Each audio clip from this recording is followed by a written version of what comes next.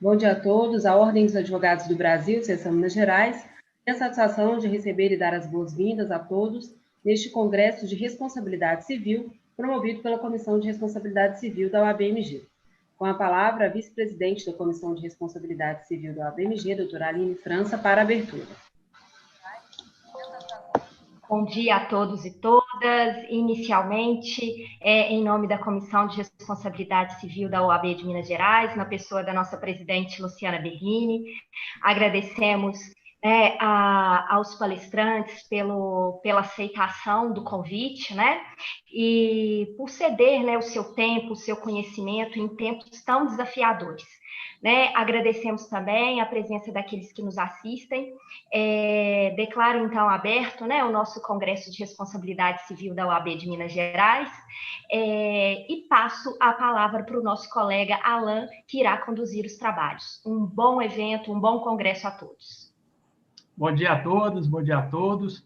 Faço cumprimentar a todos os palestrantes e a todos vocês participantes. Agradeço e reitero as palavras da nossa vice-presidente da Comissão de Responsabilidade Civil da OAB-MG, doutora Aline França. Aos ouvintes, informo que a emissão de certificados ocorrerá para quem assistir ao Congresso ao vivo e preencher o formulário disponível no chat do YouTube. Destacamos que serão 2 formulários, um para os participantes do turno da manhã e o outro do turno da noite. Dando início, então, ao Congresso de Responsabilidade Civil da OAB-MG, temos como primeiro congressista o doutor Rodolfo Pamplona, que é juiz do trabalho e professor da Universidade Federal da Bahia. Com a palavra, doutor Rodolfo Pamplona, que proferirá conferência de abertura com o tema Responsabilidade Civil por Contaminação por Covid. Por gentileza, doutor. Bom dia a todos e todas. É um prazer participar aqui do evento das comissões da OAB de Minas Gerais. Preciso fazer o meu registro público da saudação especial à minha estimada colega Luciana Berrini, que é uma professora de Direito Civil talentosíssima, encantadora. Vocês estão me ouvindo bem? Estão me ouvindo bem? Ótimo, beleza. Então, para mim é um prazer ter a oportunidade de poder palestrar. Confesso a todos e todas que estou sentindo falta do contato presencial. Ninguém poderia imaginar que íamos passar mais de 150 dias em isolamento presencial, trancados, muitas vezes em nossas casas. Eu quero dizer da minha enorme satisfação de participar aqui deste evento, mas deixar registrado que, quando retomar as atividades presenciais, me chamem para eu estar aí com vocês. Para mim vai ser um prazer. Eu estou na fase de Sidney Magal, me chama que eu vou, porque para mim vai ser um prazer poder conversar com todos e todas sobre diversos temas nessa nossas idas e vindas a cada campo, e ainda mais em Minas Gerais, que eu adoro, tenho muitos amigos e amigas aí, então, para mim é sempre um prazer estar aí com vocês. E quero, nessa linha, também fazer aqui a minha ideia da minha participação. Quero deixar bem claro a todos e todas que, para mim, é um prazer participar e interagir com cada um. Nós estamos nesse mundo virtual das interações, às vezes online, às vezes telepresenciais, mas nesse ponto quero dizer a todos e todas que podem me procurar também no Instagram. O meu Instagram é R Pamplona Filho, bota Rodolfo Pamplona Filho, apareça lá. Vai ser um prazer acompanhá-los. Se quiser, tire uma foto aí da nossa exposição, poste, me marque, eu reposto com todo prazer. Para mim, é realmente um privilégio poder interagir nesse período das redes sociais, nesse período do isolamento. As redes sociais se potencializaram, seja o meu Instagram, seja os meus 2 canais no YouTube, que eu quero convidar todos e todas para se inscrever lá, canal Pamplona, canal Papeando com Pamplona. Eu realmente vou ficar muito feliz de ver mais gente ainda participando e interagindo. E, num congresso que se discute responsabilidade civil, chamam-me para a abertura, e para falar um pouco sobre responsabilidade civil por contaminação por Covid. E isso, sem sombra de dúvida, é um tema fascinante. Por quê? Porque nós podemos analisar em cortes epistemológicos nas relações civis como um todo, e podemos pensar, talvez, em um lugar de fala que é talvez uma zona de conforto para mim muito maior do que na maior parte dos outros colegas professores de responsabilidade civil, que é no campo das relações de trabalho. Por quê? Porque eu sou um homem declaradamente poliamorista. Eu casei com o direito civil e o direito do trabalho ao mesmo tempo, né? Eu sou juiz do trabalho há 25 anos, né? Estou na Justiça do Trabalho contando meu tempo de servidor há 28, né? Mas sou professor concursado da Universidade Federal da Bahia de Direito Civil. Eu ensino todas as cadeiras de Direito Civil. Então, para mim, é um prazer poder trazer temas que façam essas interfaces, esses diálogos do direito do trabalho com o direito civil. E nesse ponto, já que eu tenho 20 minutos para fazer a exposição, eu vou ser o mais didático e objetivo possível, né? Meus alunos costumam brincar dizendo que eu sou tão metódico, tomo sopa de letrinhas em ordem alfabética, e é nessa ideia de compreender um pouco o tema da responsabilidade civil decorrente da contaminação pela Covid nesse período da pandemia. É claro que a gente precisa explicar como era essa matéria originariamente no período anterior à pandemia. Por quê? Porque, de fato, essa pandemia fez... Nós estamos vivendo algo que era tido por muitos como impossível, como improvável. Né? Que se alguém, em dezembro, fizesse uma profecia apocalíptica de que nós íamos passar mais de 150 dias trancados em nossos ambientes, sem contato presencial com a maior parte dos nossos queridos e queridas, a gente podia dizer que a pessoa surtou, pirou, e isso não ia acontecer. Bem, o improvável, o impossível, tornou-se realidade. E isso gerou grandes discussões do ponto de vista jurídico. Né? No campo especificamente do direito privado como um todo, a própria edição do RJET, o projeto original do 179, que se tornou a Lei 14.010, que obviamente vai ser objeto de reflexões aqui por vários colegas nesse tema, é algo que é evidente. Mas eu posso dizer que no campo das relações de trabalho houve realmente uma mudança de paradigma, uma mudança de modelo, porque a disciplina jurídica das relações de trabalho ela estava meio escanteada, estava meio desprestigiada nos últimos anos por causa da reforma trabalhista, a Lei 13.467. Eu digo isso também como professor de pós-graduação lato sensu, de cursos preparatórios, eu vi que muitas pessoas estavam não mais dedicando mais o seu futuro ou os seus esforços, a sua energia para o aprofundamento da disciplina jurídica das relações de trabalho. E, de repente, com a pandemia, tudo mudou. Com a pandemia, começou-se a repensar, inclusive, e aí falando um tema que é muito caro para nós da área de direito civil, que é a questão da atuação estatal nas relações privadas, né? Esse absenteísmo que se propugnava desde, não digo nem desde a eleição do último presidente, mas do próprio presidente anterior, outrora vice, né? Essa ideia de liberdade econômica, de pensar em um liberalismo extremo em que o Estado não atua, se mostrou falaciosa, né? Porque a partir do momento nós que pensamos não somente no RJET, mas na própria noção do benefício emergencial, todas as situações de necessidade de gestão de recursos na iniciativa privada para efetivamente poder custear numa atuação do Estado. E isso é evidente também no campo das relações de trabalho.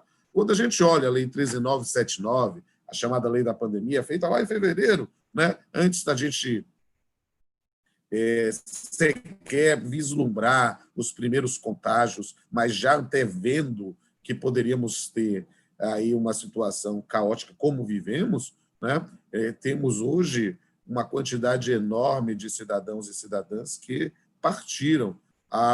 Nós vivemos uma guerra invisível e silenciosa contra um inimigo mortal. Não estamos mais num mundo em que ouvimos notícias ao longe. Todos nós já tiveram conhecidos, quiçá parentes, quiçá amigos, quiçá familiares, né, que se contaminaram e alguns deles partiram. Então, na verdade, nós estamos no campo de uma concreção, né, e que já tiraram uma quantidade enorme de compatriotas. E, nesse ponto, né, o que é que eu tenho que lhe dizer sobre a disciplina jurídica das relações de trabalho? Lá na Lei 13.979, aquela primeira lei, lá em fevereiro, quando as pessoas ainda estavam preocupadas com a ideia de quarentena, se você chegasse da Europa ou de algum outro país, né? A gente falava tanto da Itália, né? E lá o que aconteceu? Opa! Se ou alguém faltasse ao serviço público ou privado, né, o artigo 5º da Lei 13.979, né, isso não era considerado falta injustificada. Opa, só isso já deu uma, digamos assim, um upgrade, né, uma revalorizada na compreensão da disciplina jurídica das relações de trabalho. A gente passou a explicar a diferença de suspensão e interrupção, quando é que o empregador pagava, quando é que era o INSS. De repente, nós passamos a ver uma nova valorização. E aí, nós tivemos aí um momento até que eu digo que com uma certa ironia, que pessoas que diziam que era para revogar a CLT, porque a CLT era uma norma da época de Vargas, fascista, de repente essas mesmas pessoas começaram a querer aplicar institutos na forma da CLT, inclusive a força maior prevista na forma da CLT e não do Código Civil, no artigo 501 e 502 da CLT, o fato do príncipe, que a gente vai pensar como uma terceira da responsabilidade civil, no artigo 486, de repente a gente viu aí realmente uma mudança de diretriz e passamos a ter realmente uma revalorização da disciplina jurídica das relações de trabalho, seja no campo do direito material, eu vou já encerrar essa parte introdutória, seja no campo do direito processual, que não é o corte epistemológico da nossa exposição, mas o campo das audiências telepresenciais, elas ganharam, sem sombra de dúvida, muito mais visibilidade na Justiça do Trabalho do que na Justiça comum, seja estadual, seja federal. E aí, nesse ponto, falando sobre o que eu chamo de um fenômeno de pandemia de medidas provisórias, nós tivemos aí várias normas, né, que foram criadas pensando na disciplina das relações de trabalho. Podemos falar da MP 927, da MP 936, da MP 944, 945, 946, mas como a nossa discussão é o corte epistemológico da responsabilidade civil, eu vou focar na MP 927. A MP 927 era uma MP, foi a primeira medida provisória do atual governo sobre a questão da disciplina jurídica das relações de trabalho, e ela trouxe um sistema a priori que parecia bastante razoável para aquele momento, né? Um conjunto de atos unilaterais praticados pelo empregador que estaria autorizado a modificar o conteúdo do contrato de trabalho sem que houvesse qualquer nulidade. E aí a ideia de pensar em antecipação de férias individuais e coletivas, antecipação de feriados, o banco de horas invertido, a designação dos trabalhadores para home office, para teletrabalho, sem precisar efetivamente de uma anuência, ainda que fosse acordo individual, não, uma determinação lateral, se era possível fazer essa forma, foi tudo feito a priori para tentar preservar trabalho e renda. Só que, nisso, na MP 927, nós tivemos aí duas notas desafinadas nessa sinfonia.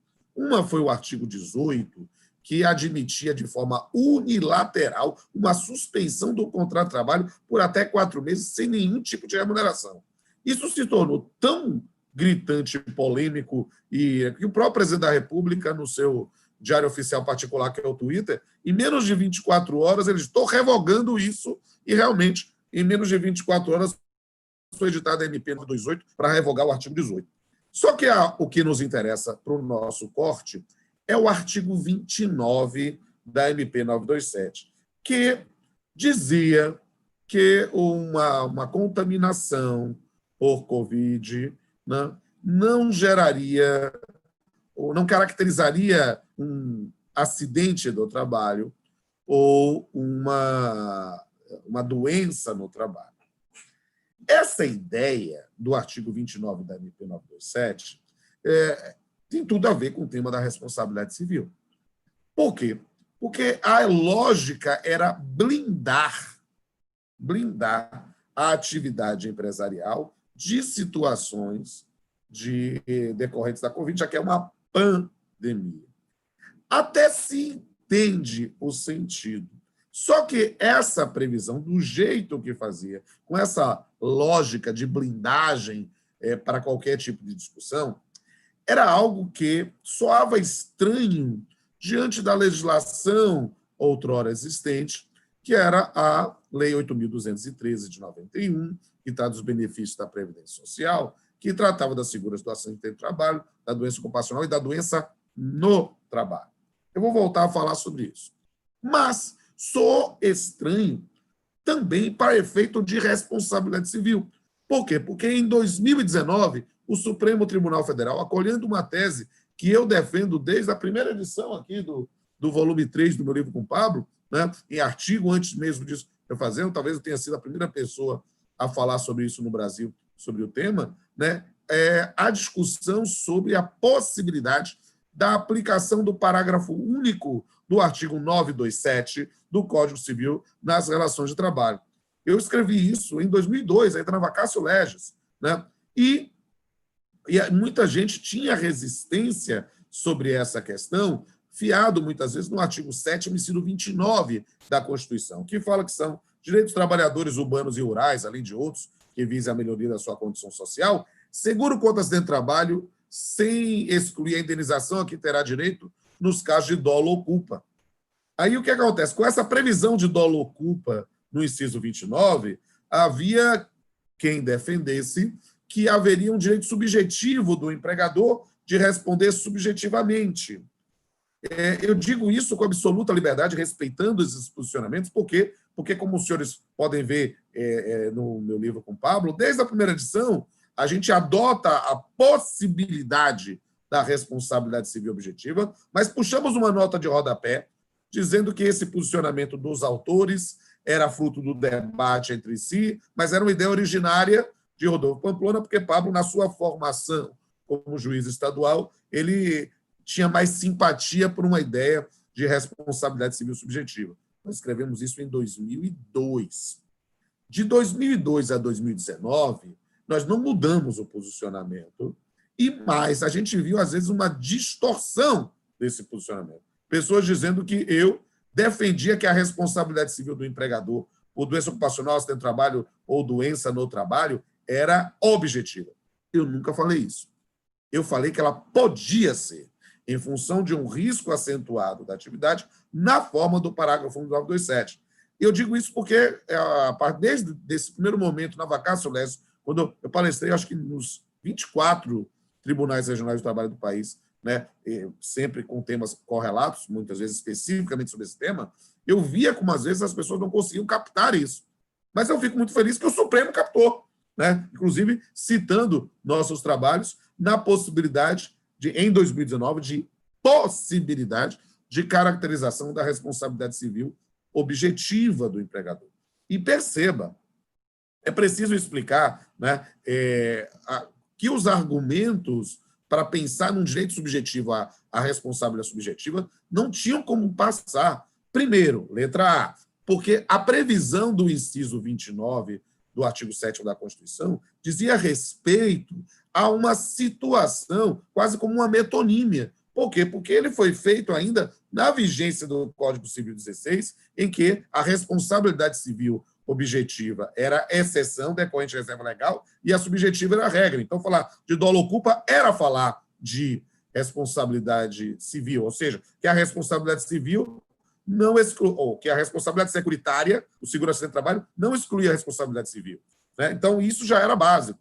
Pensar também, naturalmente, na própria noção da aplicação da norma mais favorável, porque o artigo 7º fala, além de outros que visem a condição social, a melhoria da sua condição social, o que já era uma situação que já ensejaria. E, obviamente, dizer também a situação de um argumento lógico. Não fazia sentido que, por uma determinada atividade, o empregador respondesse objetivamente e perante credores civis, empresariais, consumeristas, nem digo mais, né?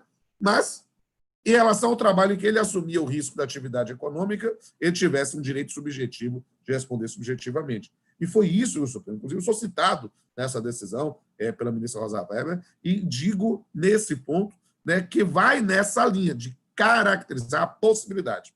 E foi isso que o Supremo disse. E por ter dito isso ano passado, houve uma ADIM em relação a esse artigo 29 da lei da MP 927 e se retirou a eficácia desse dispositivo ainda na vigência da MP 927. O que gerou novamente esse monte de fake news de dizer, agora é objetivo a responsabilidade civil do empregador. Não! O Supremo não disse isso. O Supremo disse que pode ser. Pode ser quando? E aqui a gente já vai para o arremate, porque você é disciplinado.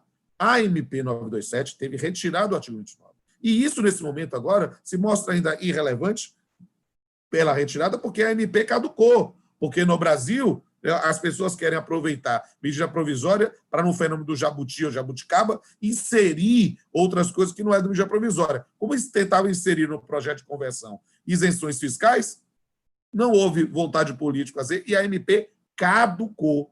Então, na verdade, voltando, independentemente da decisão do Supremo, que nos orienta apenas para entender qual é o posicionamento, não temos mais no ordenamento jurídico a MP 927. Então, o que é que nós temos? Nós temos um sistema anterior da Lei 8.213.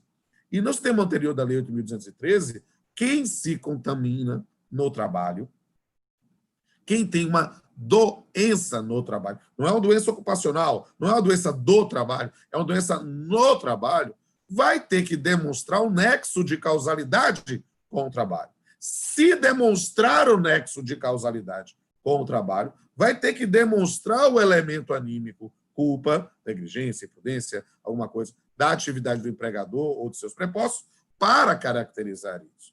A lógica é a mesma da Lei 8.213. Qual é a única exceção? Justamente a aplicação do parágrafo único do 927. Que quer dizer para todo mundo? Não. A lógica é imaginar de um risco acentuado. E eu não digo que quem trabalha em farmácia, mercado, empresa de delivery ou atividade financeira que está atuando desde todo o período da pandemia tem aí um risco acentuado. Não, ele tem o mesmo risco de qualquer pessoa que está trabalhando com atividade presencial. Quem tem um risco acentuado é quem trabalha especificamente no combate do vírus, ou seja, médicos, enfermeiros, auxiliares de enfermagem. Esses é possível, sim, haver uma presunção do nexo de causalidade e haver o desprezo ao elemento culpa, pensando em responsabilidade civil objetiva. Esse é o quadro da matéria e, literalmente, dentro do tempo, eu quero agradecer a oportunidade de estar aqui com vocês. Quero pedir a todos e todas que me sigam lá no Instagram, podem mandar mensagens em Boxer ou eu mesmo que respondo, e também nos meus 2 canais no YouTube, e devolvo a palavra aos nossos coordenadores. Agradecemos ao Dr. Rodolfo Pamplona pela brilhante exposição a um tema tão atual e de suma pertinência. Muito obrigado, doutor. O próximo palestrante é o Dr. Roberto Henrique Porto Nogueira, que é doutor e mestre em Direito Privado pelo Programa de Pós-Graduação da Pontifícia Universidade Católica de Minas Gerais. O Dr. Roberto Henrique Porto Nogueira proferirá a palestra com o tema Responsabilidade por prescrição off-label de medicamentos no contexto da pandemia de Covid-19, autonomia do paciente e políticas públicas de incorporações terapêuticas pelo SUS. Com a palavra, doutor Roberto. Bom dia a todas e todos. Espero que estejam me escutando bem. Para mim é uma alegria enorme estar aqui hoje nesse Congresso de Responsabilidade Civil, preparado pela comissão, para falar de um tema que me é tão caro, que é o tema da responsabilidade civil por prescrição off-label de medicamentos no contexto da pandemia de Covid-19. E vou fazer uma relação dessa responsabilidade civil com a autonomia do paciente e com as políticas públicas de incorporação de terapêuticas pelo SUS. Vou pedir licença para compartilhar a tela, que eu preparei uns slides para facilitar o acompanhamento da minha fala. Bom, pessoal, aqui então para quem quiser depois dessa fala prosseguir o diálogo comigo, deixo meus contatos no Instagram, @portonogueira, e também o meu e-mail. E antes de começar, devo fazer alguns agradecimentos. Primeiramente, à minha instituição de origem, me refiro aqui à Universidade Federal de Ouro Preto, e ao mestrado Novos Direitos, Novos Sujeitos.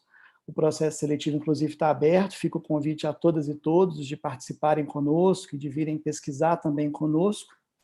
E também gostaria de registrar um agradecimento especial a pessoas tão queridas e que tanto admiro, não só as palestrantes, né, que estarão conosco hoje durante todo o dia, mas também a presidente da Comissão de Responsabilidade Civil, doutora Luciana Berlini, vice-presidente, doutora Aline França, e também 4 pesquisadores em especial, pesquisadores que investigaram esse tema comigo em algum momento ou de alguma forma, e eu me refiro aqui às doutoras Thaisa Maria Macena de Lima, doutor Leonardo Beraldo, Felipe Melazzo e doutor Naider Rommel. E, para falarmos sobre o tema, eu gostaria de propor 2 questões principais, ou 2 questões que vão motivar ou orientar essa fala. A primeira pergunta que se deve fazer é qual o papel das evidências científicas na decisão de prescrição off-label de medicamentos para a Covid-19. E uma segunda pergunta é como essas noções impactam o regime jurídico da responsabilidade civil do médico nesse contexto. Para estruturar essa apresentação, ela foi dividida em 5 etapas. A primeira, que vai se dedicar a uma elucidação da prescrição off-label. Depois, muito brevemente, nós vamos passar pela autonomia do paciente. Vamos chegar à legislação do SUS e à incorporação de terapêuticas pelo SUS, para então avançarmos para a medicina baseada em evidências e para as evidências científicas em si, finalizando com a responsabilidade civil do médico por prescrição. E a proposta é enfrentar esse tema a partir de um exemplo, que é um exemplo bastante elucidativo na pandemia. Eu estou falando aqui da cloroquina, da hidroxicloroquina e da azitromicina, associada ou não com a cloroquina, algo que todo mundo já ouviu falar, todo mundo tem uma opinião, e aqui nós vamos falar, então, de qual que é o papel da evidência científica e como que essa investigação que foi feita por nós pode contribuir para o deslinde da questão. Sobre prescrição off-label, a gente fala prescrição é a recomendação de medicamentos ou de tratamentos, e existe uma lei no Brasil, que é a Lei 6.360, que estabelece as normas de registro de medicamentos e atribui essa competência à Anvisa, e, de um modo geral, para que um medicamento seja registrado, ele precisa passar por etapas de estudo pré-clínico, in vitro, em animais, para depois seguir 3 rigorosas fases de pesquisa.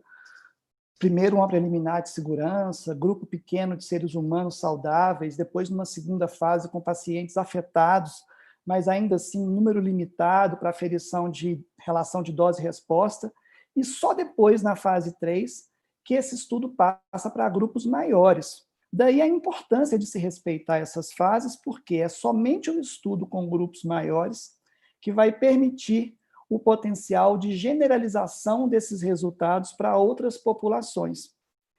Significa dizer que o registro do medicamento acontece nos termos desses estudos. E quando se recomenda uma medicação no parâmetro desses estudos, a gente fala que a prescrição é um label. Tudo que sai desses parâmetros se diz prescrição off-label. E a prescrição off-label, por si, não é ilícita. Ela vai depender, sobretudo, de sua ocorrência nos limites do exercício regular do direito do médico, que vai, por sua vez, depender da observância dos deveres de conduta oriundos da boa-fé objetiva e também de outros deveres deontológicos e jurídicos da profissão médica. A essa altura, todo mundo poderia falar assim, isso significa que o médico pode prescrever se ele perceber que o benefício supera o malefício, ou que o malefício é pequeno? Será que não tem nenhum outro caminho na pandemia de Covid-19 a não ser prescrever off-label? E aí, nesse caso, basta o paciente consentir, está tudo bem? Aliás, esse tem sido um discurso recorrente. Quem quer tomar, toma. Quem não quer, toma refrigerante. Um dos nossos governantes falou algo parecido com isso. é uma questão de mera opção, e aí a gente passa para o segundo ponto da fala, que é a distinção entre a autonomia do paciente e do médico, ou a diferença entre uso e prescrição. Uma coisa é a autonomia para o uso, outra coisa é o impacto disso na prescrição médica. De fato, se o medicamento estiver liberado, não depender de prescrição, qualquer um pode tomar. Agora, para que haja prescrição pelo profissional de saúde, algo a mais precisa ser incluído nesse discurso. O CFM e o Ministério da Saúde, em algumas notas informativas e pareceres, reafirmaram isso, que a decisão é do paciente em conjunto com o médico, aliás, do médico a prescrever em conjunto com o paciente. Então, essa primeira abordagem, que é preliminar, ela não responde o problema, o que nos força a seguir para uma segunda etapa, que é o conhecimento de um termo que eu já me referi, evidência científica, e de onde que esse termo vem no nosso ordenamento jurídico. Na lei do SUS, consta que para a incorporação de medicamentos no Sistema Único de Saúde, é fundamental que se observem, dentre outros aspectos, evidências científicas. E o Código de Ética Médica, na prática profissional, vai dizer o quê?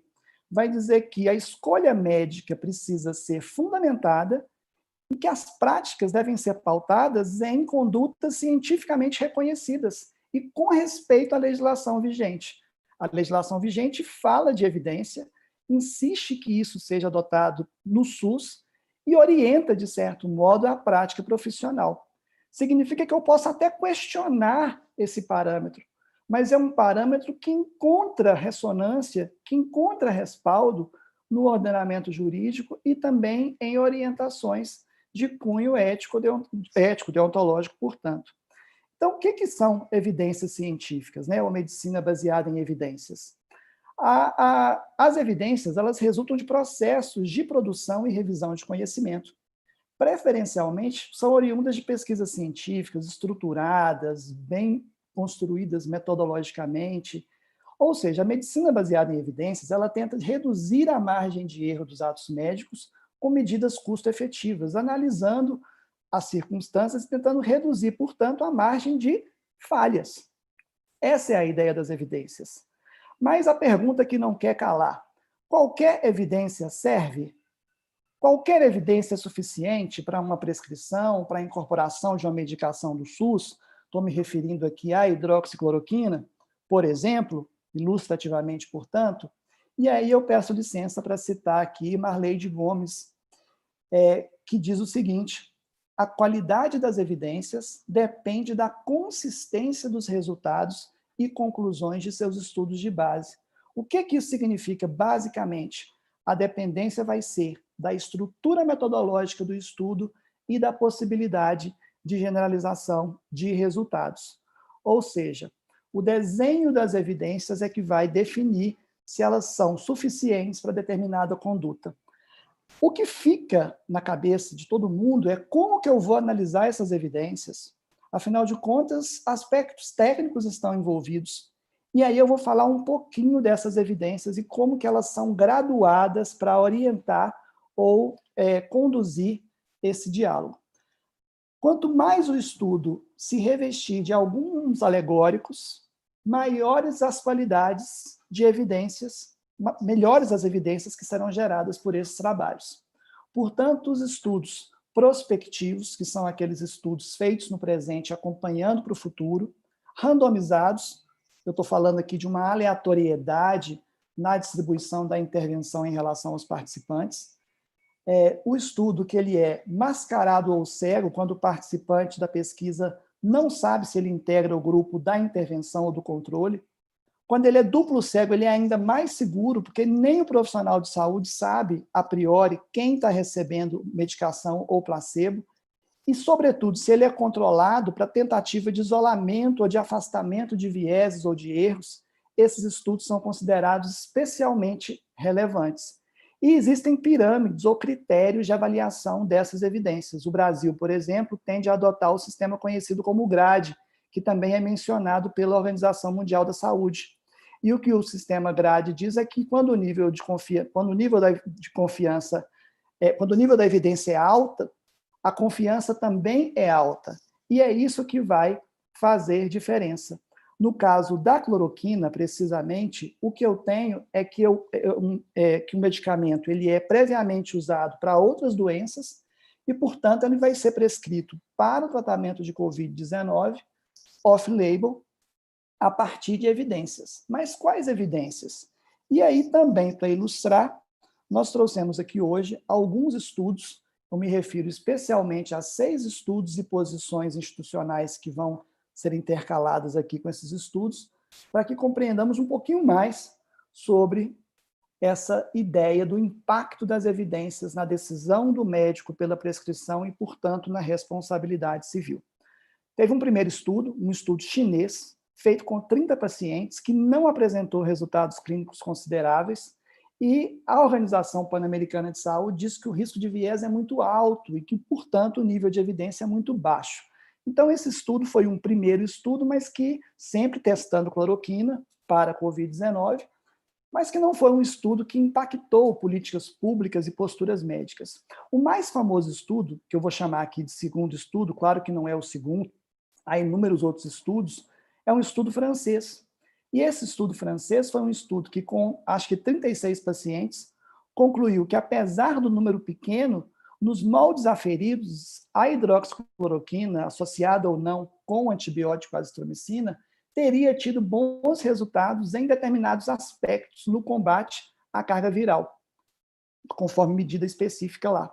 Só que a própria Organização Pan-Americana, mais ou menos um mês depois, se manifestou dizendo mais uma vez que o risco de viés era alto e que o nível de certeza de evidência era muito baixo, pela população ser baixa, por ele não ser randomizado, por ele conter presença de confundidores, amostra muito pequena, portanto.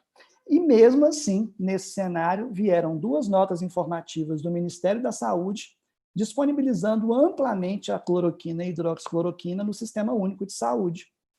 Uma em abril e outra em maio, inicialmente para casos graves, depois moderados e também para profilaxia. E o Conselho de Medicina, nessa pressão toda, Conselho Federal, disse que ia depender a prescrição do médico.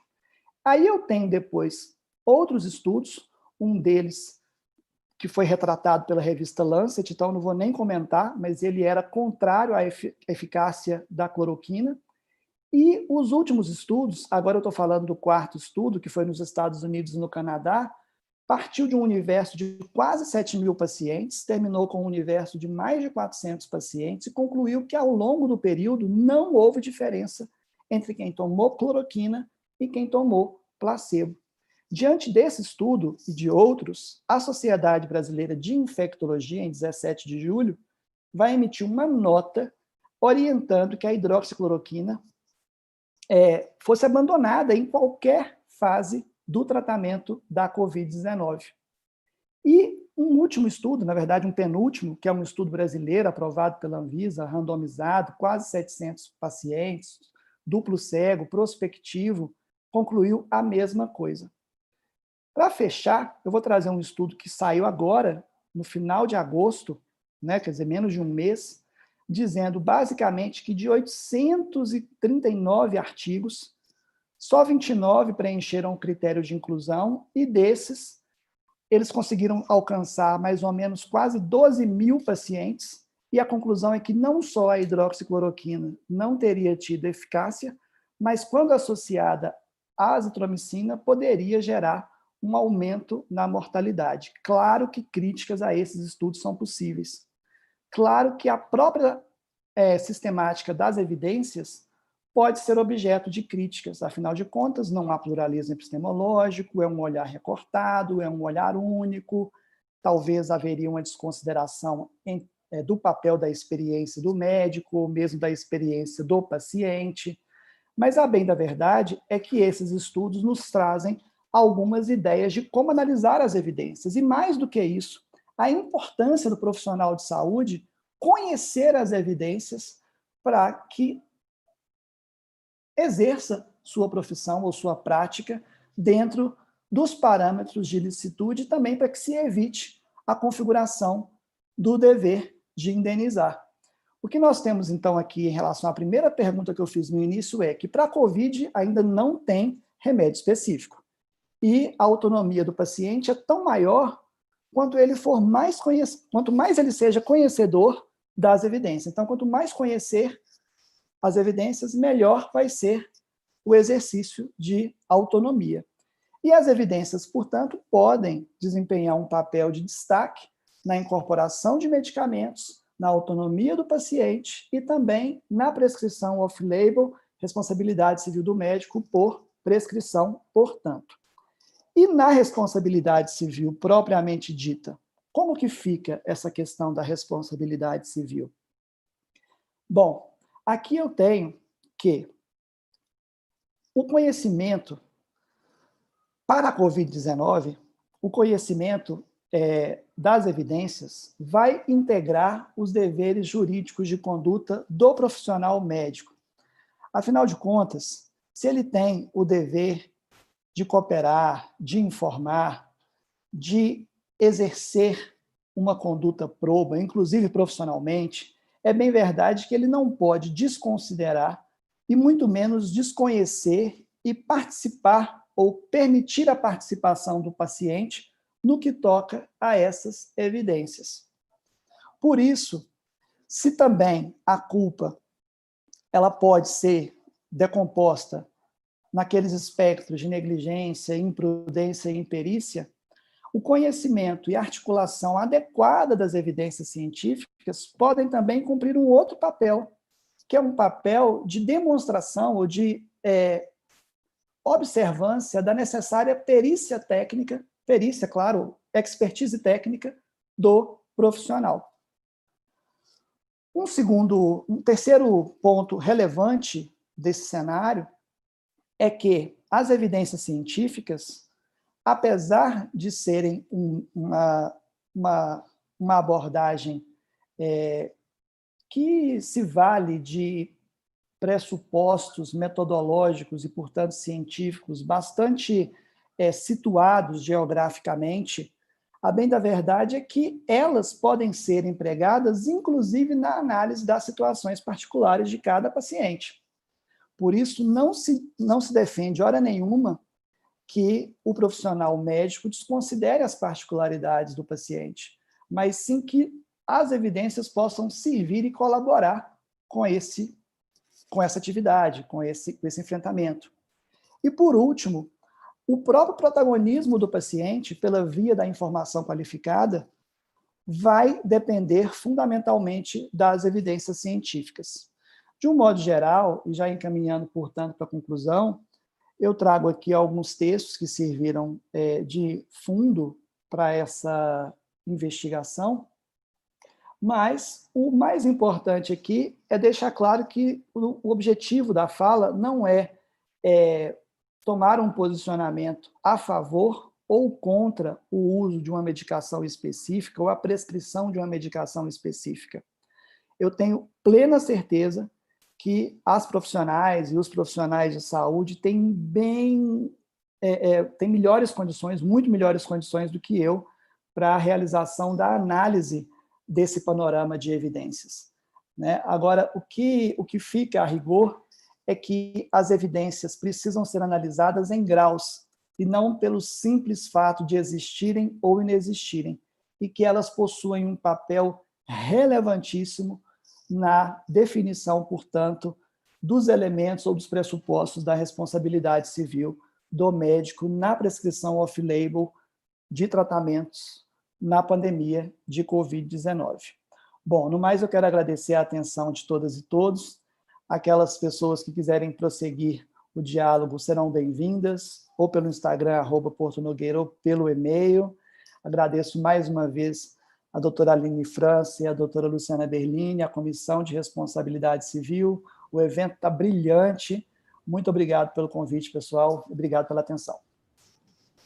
Agradecemos ao doutor Roberto Henrique Porto Nogueira pela pertinente e esclarecedora exposição. Muito obrigado, doutor.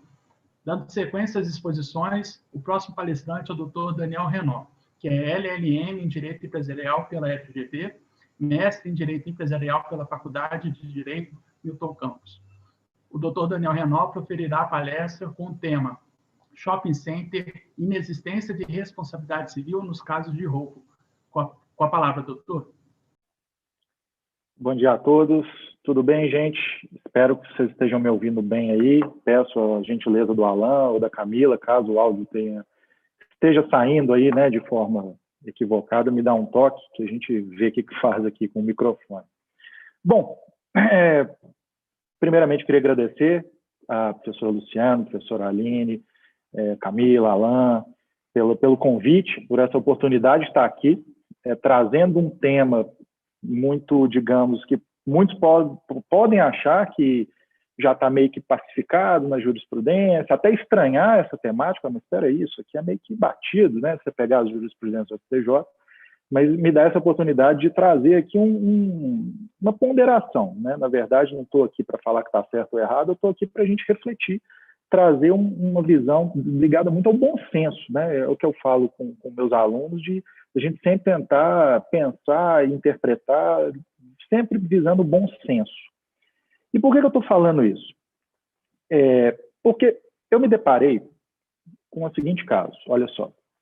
Era um rapaz, né, um jovem, estava num determinado shopping aqui em Minas Gerais e foi abordado no estacionamento desse shopping e duas pessoas, uma pessoa, não sei, de moto, roubaram, né, prática de roubo, e levaram os pertences desse rapaz e tudo mais. Ele ajuizou uma demanda, né, contra o shopping, alegando ali prejuízo material dele, pedindo de volta os pertences dele e pedindo indenização por um dano moral, né, lei aí, dano extrapatrimonial. Ok, o shopping foi condenado, né, e a justificativa do juiz de primeira instância, que foi, inclusive, chancelada, né, ratificada pelo tribunal aqui de Minas, foi no sentido de que aí ele fez uma salada de fundamentos, né? Ele usou, na verdade, 3 fundamentos. Risco da atividade, parágrafo único do 927, risco da atividade. Fundamentou ainda, na mesma decisão, com questão do risco da imputação objetiva pelo Código de Defesa do Consumidor, o artigo 14. Ok. Legítima expectativa de segurança, né? Afinal, quem não quer ter segurança quando está passeando no shopping? É o fundamento, ok? Vou falar dele daqui a pouquinho, dentro desse nosso tempo. E fundamentou também na questão de ser um fortuito interno, né, muito ligado à questão do CDC, criou ali a ideia que isso seria inerente ali à atividade do shopping, um fortuito interno do shopping, então responsabilizou. Ok, né, vou fazer minha crítica logo na sequência. Logo depois, um mês depois, o mesmo shopping passou por uma situação de que pessoas estavam lá num horário quase no final do horário comercial, e arrombaram uma determinada loja, aí realmente parece, né, pelo que consta no processo, que foi um descuido da segurança, que era uma empresa terceirizada, mas não vem ao caso, e conseguiram arrombar a loja, entraram dentro da loja e furtaram alguns pertences ali, aparelhos, etc. E aí, ajuizaram uma demanda contra o mesmo shopping, ganharam em primeira instância, teve a questão de uma culpa concorrente ali que foi estabelecida em razão do que eles tinham algumas falhas de segurança nessa loja, ok. E aí, no Tribunal de Justiça, a Câmara Civil falou o seguinte, olha, realmente, né, aqui, mesmo independente de ser uma responsabilidade, a ideia da imputação objetiva, houve uma negligência, houve uma falha de segurança. Então, mesmo se fosse uma responsabilidade aqui subjetiva, digamos assim, o shopping seria condenado. Só que aí colocaram na decisão, olha, shopping, seria diferente se fosse a atuação criminosa de roubo, porque o furto eu vou te responsabilizar, mas se fosse roubo eu até concordo que vocês não teriam ali a responsabilidade em razão disso ser um fato de terceiro, etc. Então, peraí, gente, o mesmo shopping, com 2 situações, claro, uma questão de um furto e um roubo, com entendimentos totalmente antagônicos, né? No caso, a fundamentação mostrou que se fosse roubo, haveria uma exclusão do nexo causal ali da responsabilidade. Ok, comecei e fiquei pensando nisso, fiquei incomodado com isso e comecei a fazer algumas pesquisas e comecei a pesquisar, principalmente no STJ, como tem sido, e buscando ali não só da questão do ponto de vista prático, mas também doutrinário, esses fundamentos que são trazidos nessas decisões, tentar pensar um pouquinho melhor sobre eles. Olha só, Primeiro, pesquisando no STJ, tá, gente? Fazendo um corte aqui. Eu fiz um corte no seguinte sentido. Vamos pesquisar roubo, shopping center, responsabilidade civil. Né? Então, eu estou focando na ideia do shopping center. Claro que esse raciocínio que eu estou trazendo e esse raciocínio dessa responsabilidade poderia ser ampliado para outros segmentos que não um shopping center, obviamente. O próprio professor Nelson, que vai palestrar para vocês aí no encerramento, na noite, acho que 8 horas, salvo engano, ele vai entrar muito nessa questão do risco da atividade, e no livro dele, ao explicar fortuito interno e externo, ele até cita um exemplo do McDonald's, que chegou aí no STJ, um roubo que aconteceu no drive-in do McDonald's e o McDonald's foi responsabilizado. Né? Então, poderíamos ampliar essa ideia para outros segmentos que não o shopping center, uma rede de fast food, um restaurante, uma padaria, etc. Mas no STJ, vocês que nos acompanham, depois vocês façam a seguinte pesquisa. Entra lá no setor de pesquisa de jurisprudência do STJ, que está até reformulado, ficou muito bacana. Joga lá, roubo, responsabilidade civil, shopping center, para limitar mesmo, fazer esse corte em cima da figura do shopping center. Vocês vão achar, salvo engano, 14 acordos, sem critério temporal, tá? 14 acordos. Destes 14 acordos, só dois consideraram, né, que a questão do roubo, lembrem sempre, gente, roubo, não estou falando de furto, não estou falando de dano em veículo, estou falando do roubo. A pessoa chegar mediante violência, abordar outra e praticar esse delito. Ok. Só 2 situações houve a consideração de que o roubo seria uma excludente capaz de afastar ali uma responsabilidade. Uma delas foi um roubo de uma moto, num estacionamento, não vou me lembrar qual, chegou isso ao STJ. E o outro, acho que talvez por ter colocado a expressão shopping center, levou a esse... Eu, infelizmente, alguns vão se lembrar da época, isso foi muito noticiado, aquele massacre no shopping de São Paulo, que um rapaz entrou armado no cinema e abriu fogo contra a plateia. Inclusive, o filme que estava passando na época era o Clube da Luta, 1999, lembrei aqui. 1999, Clube da Luta, o rapaz entrou no cinema armado, abriu fogo contra a plateia, matou algumas pessoas, infelizmente, e essas vítimas, né, e os parentes das vítimas ajuizaram a demanda contra o shopping. E neste julgamento, esse segundo que eu estou falando, o shopping foi excluído ali o dever de indenizar, por causa que isso teria sido um fato de terceiro, né, uma excludente ligada a um fortuito externo, uma atividade, uma conduta ali muito inesperada e também irresistível, né, que não teria o que o shopping fazer nessa situação. Ok. Então, são essas só 2 acordos. Não estou falando de decisão monocrática, tá? Estou falando de um acórdão propriamente dito. São essas 2 situações que nós temos ali de amparo para justificar uma excludente em cima disso. Os outros podem abrir um por um. Os outros sempre vão bater em 3 teclas. Às vezes, uma só, às vezes as 3 de uma forma confusa. Risco da atividade, legítima expectativa de segurança do Código de Defesa do Consumidor, ou, e aí ligado a essa ideia do consumidor, fortuito interno, que seria um fortuito interno do shopping. Sempre vão bater nesses 3. Inclusive, antes de abordar esses 3, é interessante que alguns entendimentos aqui do Tribunal de Minas chegou a ser uma agravante. Teve um caso da 11ª Câmara Civil aqui do Tribunal de Minas que o fato da pessoa ter sido roubada mediante arma de fogo, isso fez com que os desembargadores majorassem a indenização pelo dano extrapatrimonial. Né? Para vocês verem que então o negócio não é bem... há divergência. Né? E qual que é a minha crítica, gente, para a gente ficar dentro do tempo, né, certinho, dentro do programado aqui? Qual que é a minha crítica? Olha só, vamos lá. Risco da atividade, responsabilidade civil objetiva do Código de Defesa do Consumidor, ligada à ideia de legítima expectativa de segurança, e a questão do fortuito interno, isso está ligado à ideia da atividade do shopping center. Vamos lá, então tá. Se a gente está falando de risco da atividade, e o professor Rosenwald vai entrar nisso, com certeza, muito mais profundamente do que eu estou falando aqui, lá na palestra dele no final deste congresso. Se a gente está falando de risco da atividade, a gente está falando que é uma atividade que, potencialmente, caso se concretize o risco, o dano causado é mais grave, seja qualitativa, seja quantitativamente. Né? O parágrafo único do 927, ao criar essa ideia do risco da atividade, ele está ali penalizando, não é penalizando, né? O termo correto não é penalizando, mas está ali criando uma situação, olha, a sua atividade, por ser uma atividade de um maior impacto, digamos assim, caso aconteça um dano em razão da sua atividade, esse dano é mais grave.